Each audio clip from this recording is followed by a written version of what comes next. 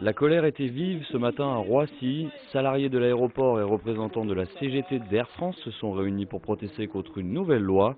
Comme pour les autres transports en commun, le gouvernement veut instaurer le service minimum dans l'aérien.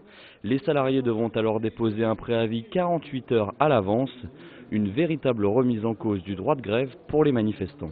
Pour beaucoup de gens, ça paraît logique et normal. Ce qui est bon de savoir, c'est que dans beaucoup d'entreprises à Roissy, il y a beaucoup de sous-traitance, etc.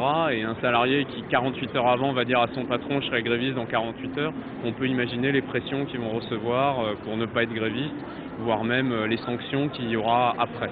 Donc c'est pour ça que le mouvement a été très suivi dans toutes les branches.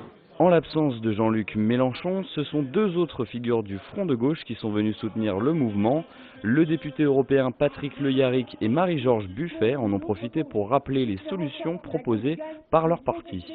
Nous sommes là avec le Front de gauche pour dire être solidaire avec les luttes qui sont menées sur cet aéroport, mais aussi pour apporter des propositions, notamment sur les salaires, l'augmentation des salaires. Vous savez qu'on se bat pour un SMIC à 1 700 € et pour une limitation des salaires entre 1 à 20 dans les entreprises. Et puis aussi pour parler des entreprises publiques, parce que je pense que nous avons à regagner dans la conquête du service public. ADP, Air France doivent redevenir des grandes entreprises publiques au service des usagers. Ironie du sort, Jean-Luc Mélenchon, qui soutient ce mouvement, n'a pas pu venir. La grève a eu raison de son déplacement. Son avion est resté cloué au sol.